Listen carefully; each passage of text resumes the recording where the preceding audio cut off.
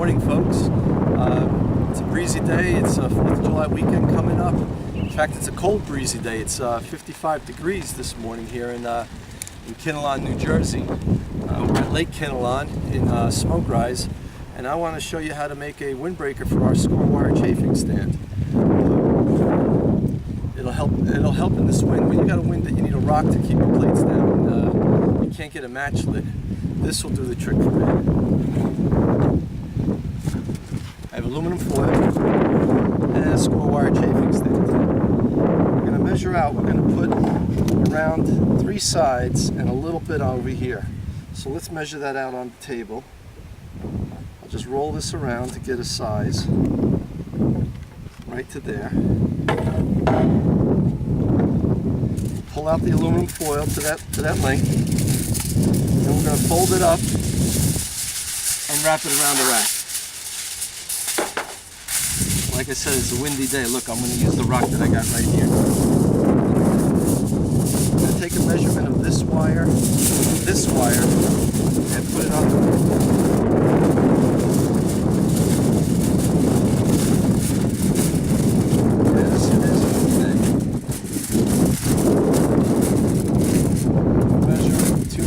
just mark it with your finger and make a line with the foil, and that'll be a bend line.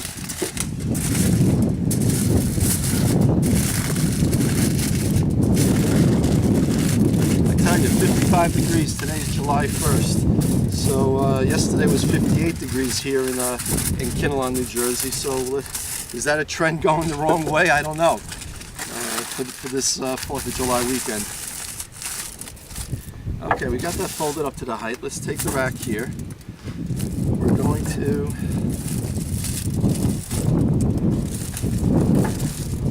take this flap that's over here, rip it up a little bit, because we're going to make a little ledge that the wire hangs onto the wire like that. A little edge there. Put this here. There we go. And you go ahead and wrap around.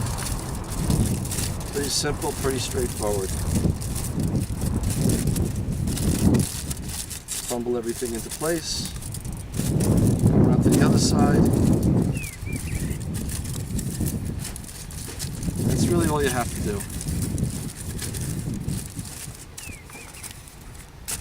Just a little Boy Scout ingenuity to get the job done on a very windy, blustery day.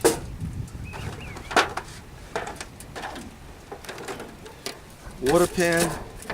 Now for use instructions, please go to our website, skorr.com, S-K-O-R-R.com, and we have a complete set of video, shows you how to put the water, the chafing fuel cans in, everything you need to get yourself going for this 4th of July weekend. Okay folks, we're back. The nice thing about shooting your own video for your own company and your own product is you can change it up. I mentioned earlier in the video to go to skorr.com for our instructional video. I'm going to include it here right now. We're going to take care of everything. We have 1 tray of food in here.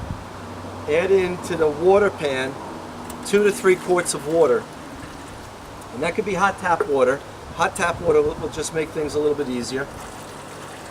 I say 2 to 3 quarts because the pans are by different manufacturers at different heights. You want to leave a little bit of space here. So when the water heats up, the steam rises. Steam's 212 degrees. It envelops the food, keeps everything heated evenly. That's looking good, 2 quarts. We have our gelled methanol fuel cans here.